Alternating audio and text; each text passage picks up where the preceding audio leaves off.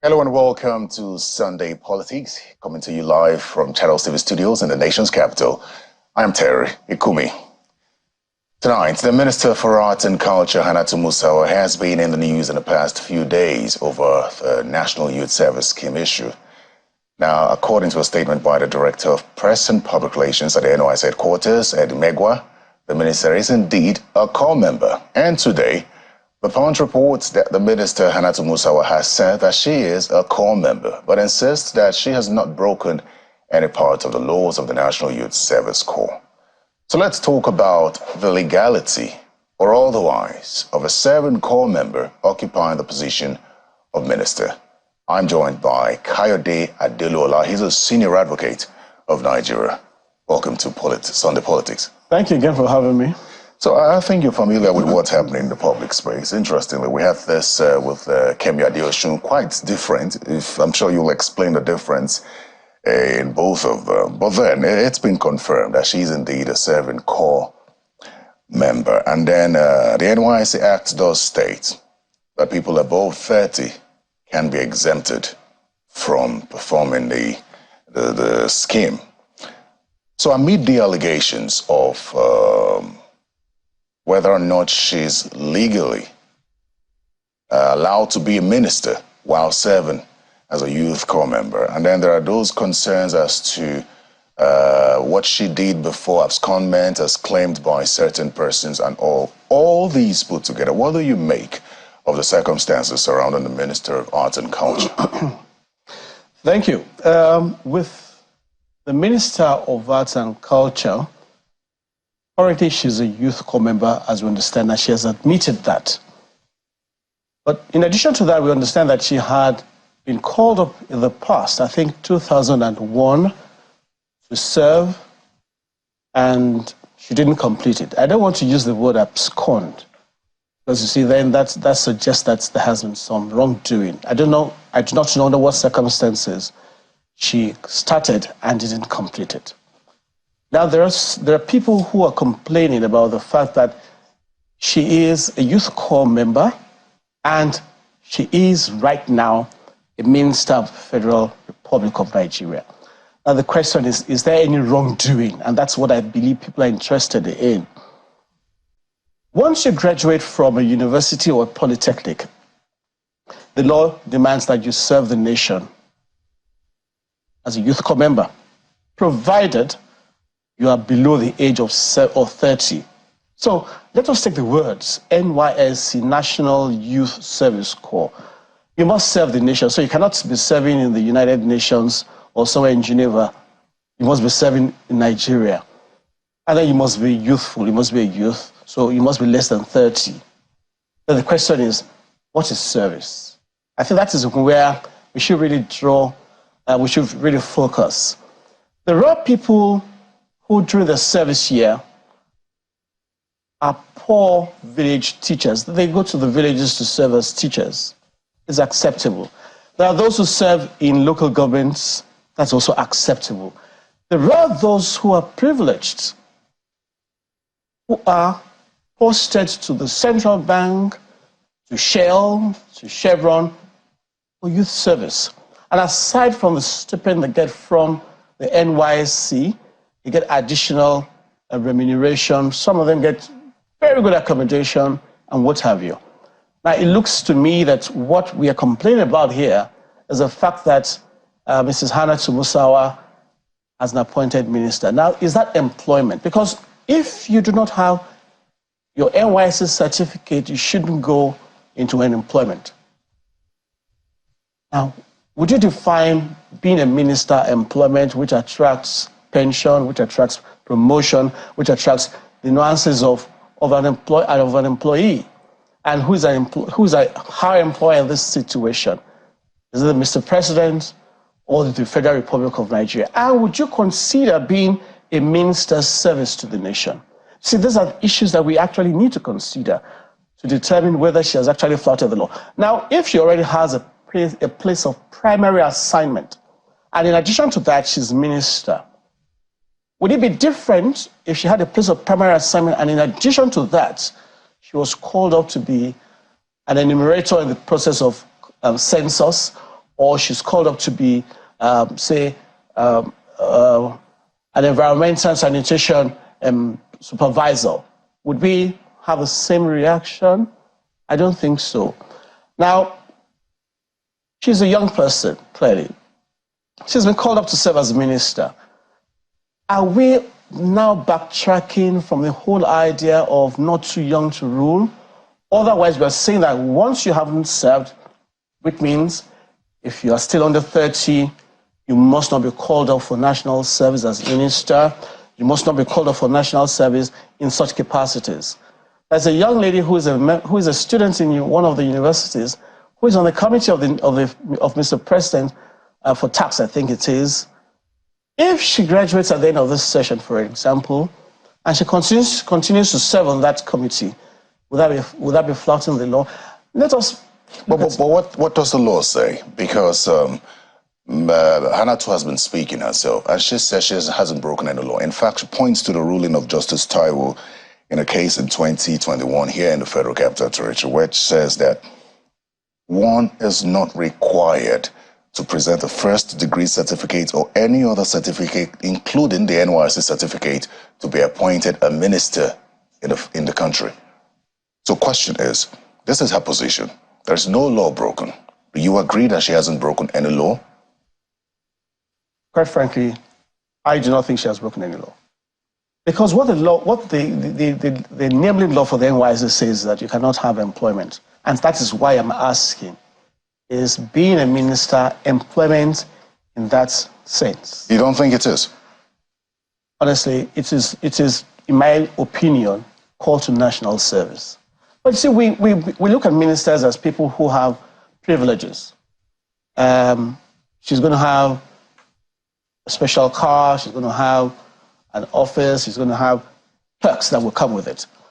We don't regard it as actually giving up herself to national service until when we begin to see ministers, and they also have a responsibility to demonstrate to us that they're actually serving and that we're not serving them. If we begin to see that they're actually laboring to make our country better, we begin to appreciate them. But as I said, the responsibility also lies on them to demonstrate that it is not mere employment, it is actually national service. And in this situation, well, maybe NYSC then needs to call upon her employer to withdraw her appointment as minister, or we should challenge the National Assembly that actually took her through the grading of determining whether she was qualified or not before she was confirmed minister. But I think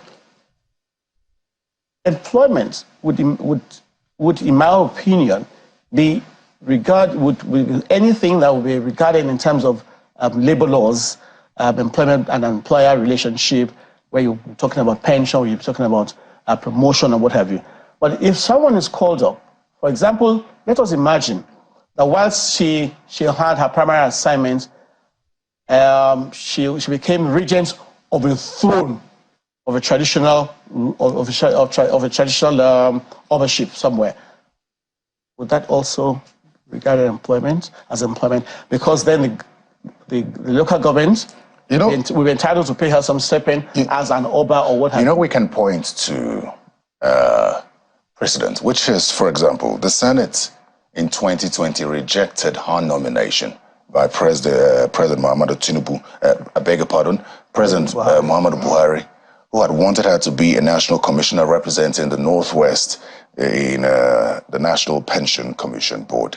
And the Senate rejected her nomination that she had not presented an NYSC exemption certificate.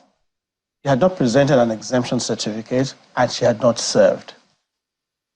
But that's the same thing now. She has no exemption certificate and she has not concluded the process. You see, there goes many sides to this argument.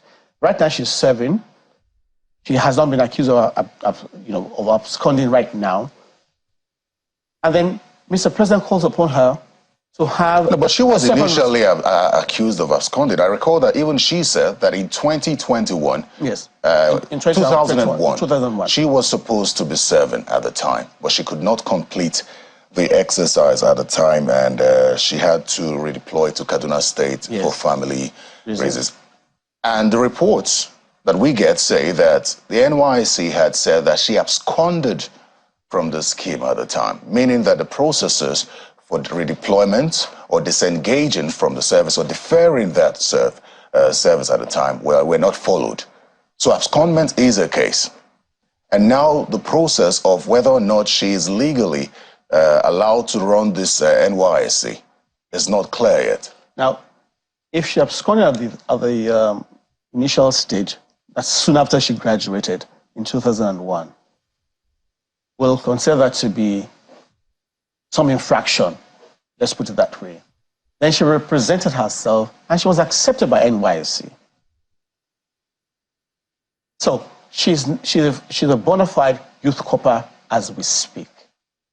So you know that for the youth service, as you had initially mentioned, there must be postings for primary assignments. Yes. As it stands now, we understand that she's supposed to be doing her PPA, as they call it, in a law firm. And now she's a minister. The Human Rights Writers Association questions how she can do both.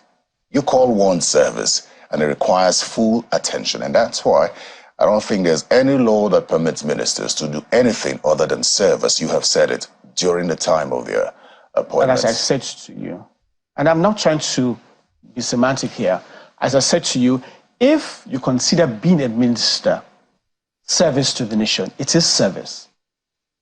It would be different if, for example, we heard that she became the general manager in some oil company or in a manufacturing company. Then we're asking, what are you doing here? So, the federal government has 50% shares in this company, so I'm actually representing the company. That will not make sense. But serving as a minister, she could serve as a minister for 1 year, 2 years, or 3 years at the pleasure of the president. So it looks to me that she has a primary assignment and she has a second one.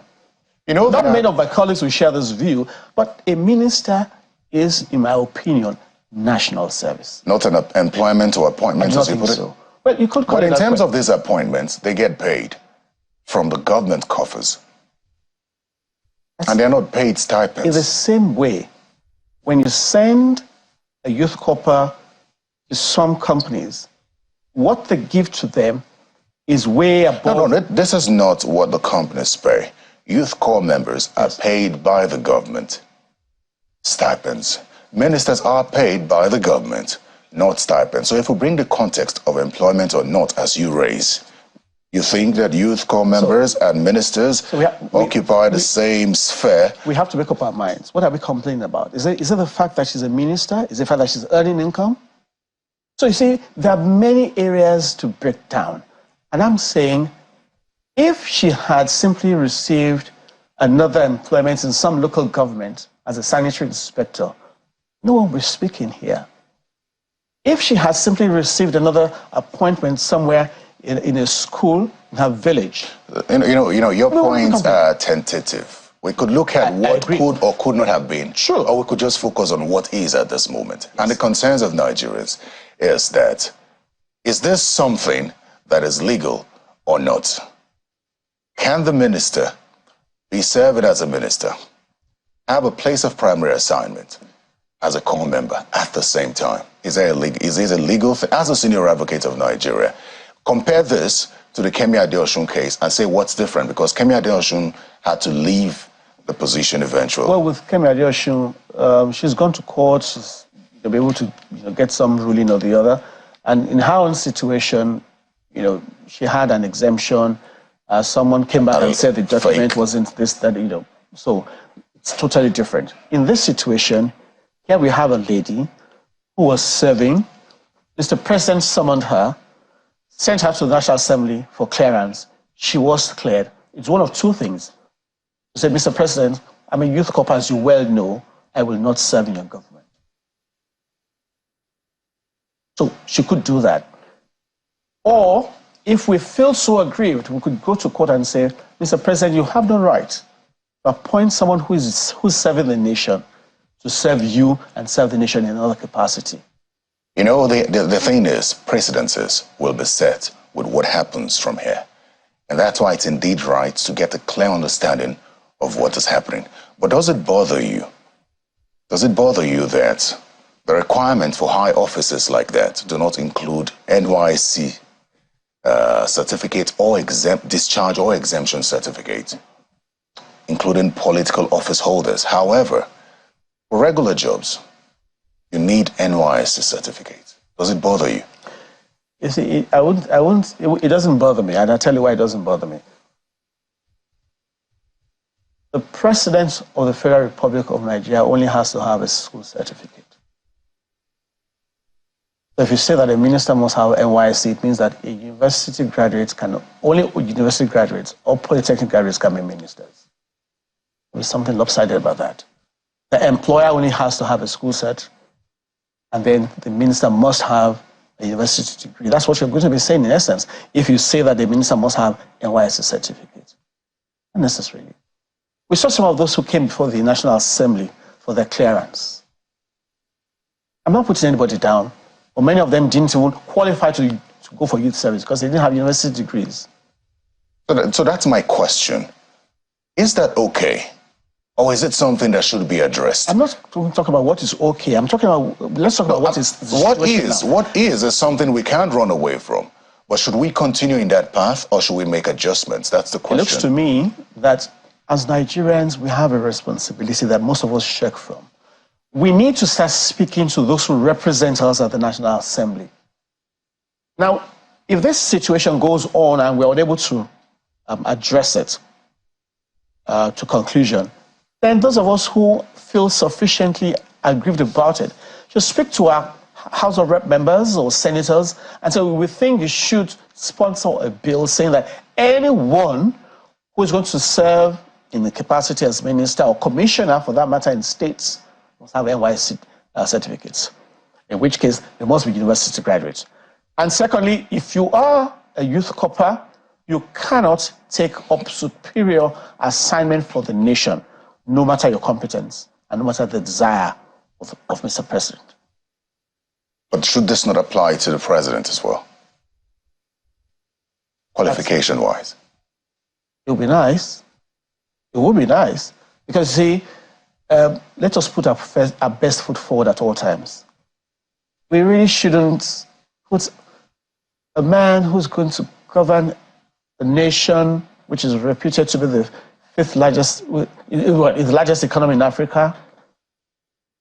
It should be the best. It should be the best that we can have in terms of comportment, education, character, antecedents, and what have you. So I actually think that we should begin to say that anyone who wants to be president, occupy public office. Public office should have an equivalent of a training as similar to what you get from going through a university training. But let's bear in mind the fact that there are those who have gone through some other form of training, which is not necessarily formal, but they're so enlightened, so versed in their own training that you can hold them to account. And look, there are people who are plumbers, for example, people who are vulcanizers. No, sorry, forgive me. The people who are artisans, but they have learned the work so well. They have done so much training. They're able to impart the knowledge to other people, and they are masters in their own right, such that they contribute even more to the economy than those who have gone through university training. And I'm not putting anybody down, but let's call a spade a spade. I think anyone who wants to be the president of a country like Nigeria, you have much more than a school set. I think so. Very well, then just before we move on to something else, I recall that the House of Representatives had attempted to amend the NYSC Act such that Nigerians schooling abroad would be given exemption certificates. And the reasons, or one of the reasons they gave at the time was that some of them out there get opportunities, scholarships to further their education, and they should be allowed to continue. Do you think that that's an amendment that is viable? Now, let's not have separate rules for those who have and those who don't have. If you graduate and you have further scholarship for you to have further training and exposure and receive better skills, it's a good thing. But I think that should simply defer your NYSC. You shouldn't cancel it. I don't think you should cancel it. Everyone should have a role to play in the development of this nation. But then the NYSC itself needs a lot of recalibration, a lot of rejigging, such that there are people, I gave you the example, some people will go for NYSC after the orientation camp, they receive posting to the place of primary assignment, they look at it and just smile, I'm not going to go here. They don't want to go there. So to get an uncle who's going to say, don't worry, I have a friend who works in, I don't want to mention names of companies, but who works in such and such a company, I'll get you there. And they get fixed. So they're not just youth corpers like the ordinary youth corper with whom they have. Everybody's looking for opportunities, but beyond. But besides that, there are people who also, you and I know these things do happen. They sign up somewhere and they go abroad and they come back at the end of youth service year and collect the certificates. These are loopholes. It's a system that we built that we must address. So that's why I said these are loopholes that we must cover. Let's look at another aspect to this NYSC thing, because there have been many calls for it to be scrapped, saying that it's not fulfilling the purpose for which it was created, especially considering the state of the country right now, security-wise. Last week or thereabout, some corps members were kidnapped. We've heard about corps members losing their lives.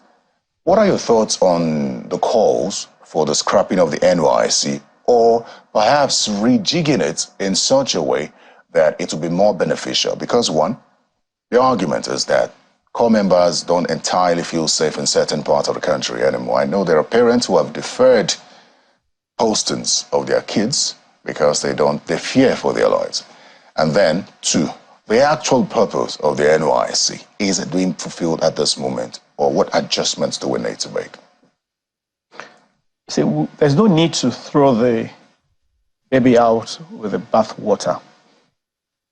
We need, like I said, let us put the NYSC back on the table and ask ourselves which areas are we not doing right, or what are the things that we're not achieving which we set out to achieve when we set out to have the NYSC as a scheme.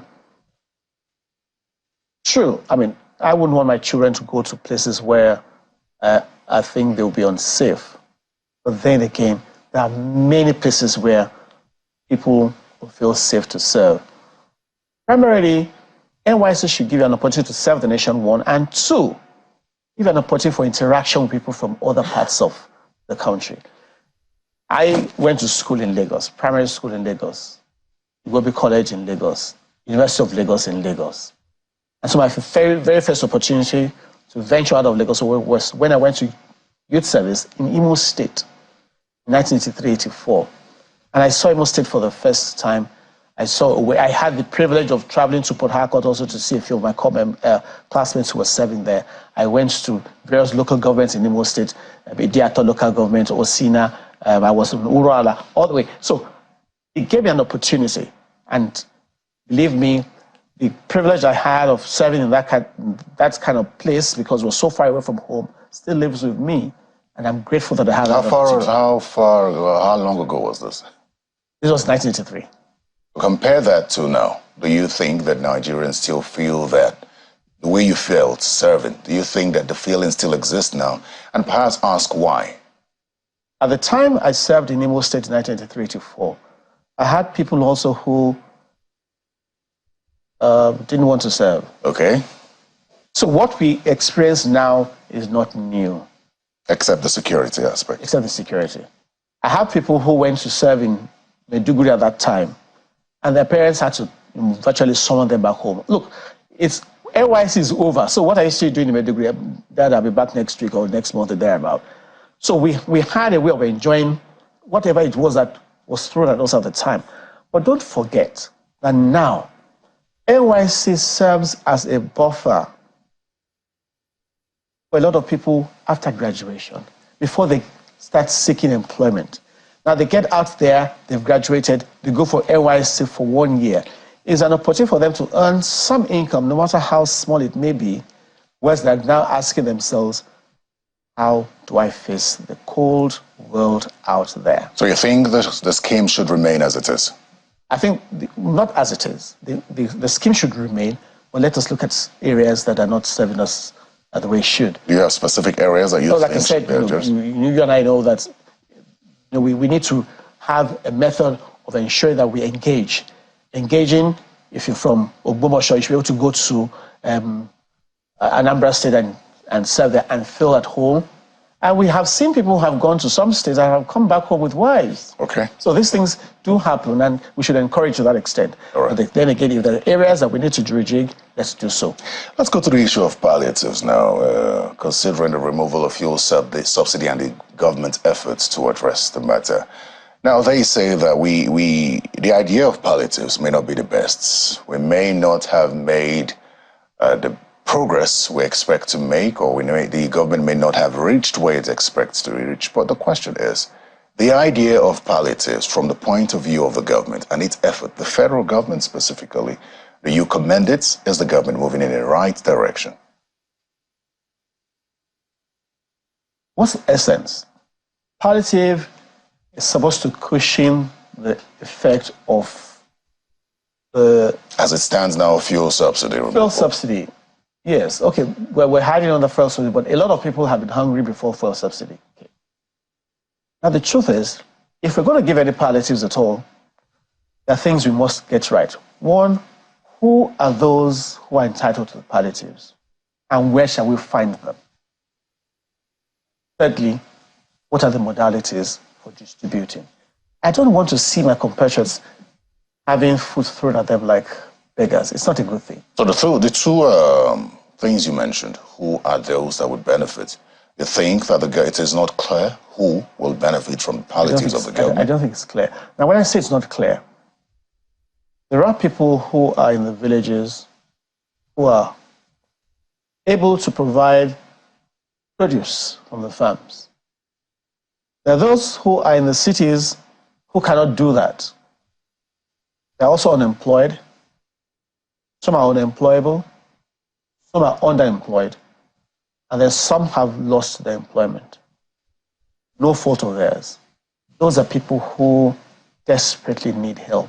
Well, you don't think the government knows that? I was speaking with the special advisor in media to the president, and he says that the government, of course, you know that the social register has been questioned and it's been kept aside for now. But he said that the state government have their own sort of register and mechanisms through which they can reach the poorest of the poor. You don't believe that that system exists?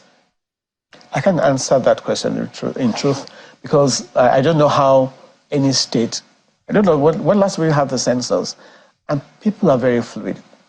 Go to Lagos, for example, which I'm very familiar with. There are people who live in Ilubiri, there are those who live in Makoko, there are people who live on stilts on the water. What are their addresses? How many of them live there? How many of them lived there last month? How many are there this month? Do we have their names? But it's possible to actually have these details because we are divided into local governments, into streets, into neighborhoods. We can actually, it may not be very accurate, but we can make an attempt. But then with the non-existent local government, almost non-existent local governments, how is that possible? Non-existent. We do have local governments. Well, there are states that that they are not active. They're not active. There are states that there are no local government chairmen. Well, those, you see, we would always have problems in various areas and aspects of the endeavors we want to put forward, either by government or even as citizens. We still have local governments. I'm talking about in terms of the area, land mass. So we know those who live here. We can determine. It might be difficult in some of the very large cities, but in the smaller towns, you'll be surprised that every market has the name of those who have stalls here. They know their names, they know their houses, they know the number of children they have. It might be informal, but those things exist. We need to start getting ourselves clearly identified and identifiable. If a child registers in a school, who's a mother, who's a father, where do you live, how many siblings do you have? And in the world of computers, if you impute these things in the computers, with BVN, with people voting and what have you, we can actually capture the details. But the question is, are we ready to do so or not? If we actually make the effort to capture details of our citizens, it will become easy. When somebody dies, you know, oh, so-and-so person died, so we delete it.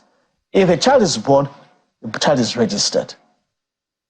But unless we want to make use of technology, make use of satellites, which can also be used to determine how many we have, we'll continue to pretend as if we're not sure who lives where and how many people deserve these palliatives. But unless we know who deserves the palliative, it's just going to be a shot in the dark. What do you think the census will do with regards to addressing these concerns that you've raised? Because it's been pushed forward every now and then, and as we speak now, there is no date for it. You see, census is not about head count. Census, that's why when they come to your house, they ask you for details, name, address, your schooling, what have you. So it's getting details from people. But see, then again, sometimes we as citizens also make it difficult. Someone lives in Lagos, it's time for census, he goes to his state. When they count those in Lagos, they count maybe 15 million. After the census, he comes back with his family. So there are maybe 20 million people. Then the state is shown 15 million people as a result of census. Government is trying to provide hospitals for 15 million people. And then the facilities are overwhelmed. That happens in most parts of the country. And then in some places, the culture wouldn't allow you to go inside a room because the wives are there, so you can't go there to count. It becomes very difficult. But having said that, let us count the ones we can see. Let us have the details, the statistics, and impute in computers so that over time we can tell that 3 years ago we had so many people, and over a period of 1 year or 2 years, given the rate of birth, plus or minus, we have another percentage in addition to it. You know, someone said something to me that if our death and birth registrations were accurate, it would be easy to have head counts in the country if they were accurate. But beyond that, let's go to the issue of the palliatives now. Let's conclude on that. Do you share in the sentiment of those who feel that the state governments should not be in charge of the distribution of these palliatives? Already, we're seeing videos on social media, unconfirmed, but you have also said you don't like the way these distributions are made. And I believe that is because you have some information about the ones you've seen. So state governors not properly handling these palliatives, especially the ones that have just been released by the federal government now. And also there are states that say that till this moment we haven't seen. And I recall, I think Osun State said they haven't seen theirs. So there are concerns as to the politicization of this whole process. But in all, bearing in mind that there are governors who poorly handled COVID-19 palliatives, you share the sentiment of those who don't think that the federal government should hand over palliatives to state government. It may be late already because that's already been done. But then, if that's your sentiment as well, how else should the federal government carry out the distribution? You see, we have the hangover, and I mean no disrespect, we have a hangover of the military rule that we have experienced for so long, which was a unitary kind of government.